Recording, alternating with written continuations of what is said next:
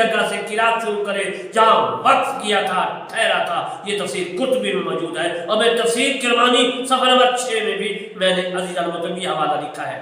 بعض علماء کرام فرماتے ہیں کہ رسول اللہ صلی اللہ علیہ وسلم استعاذہ اس پر فرض تھا، اس لیے استعاذہ فرض سمجھتے تھے۔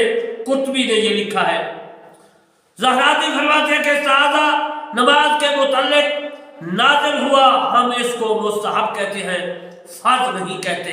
تفسیر قرطبی میں موجود ہے۔ اور علامہ نووی شافعی رحمۃ اللہ علیہ فرماتے ہیں کہ ثنا کے بعد استعاذہ پڑھنا مستحب ہے۔ ابن قدامہ حنبلی فرماتے ہیں کہ نماز میں قرات سے پہلے استعاذہ پڑھنا سنت ہے۔ محمد علاء الدین حسفی رحمۃ اللہ علیہ جو اس نے کتاب عربی کی در مختار فقہ کی لکھی ہے، حنبی کا قول نقل کرتے ہوئے لکھتے ہوئے فرماتے ہیں کہ جب نماز میں قرات کی ابتدا کرے تو تعوذ پڑھے۔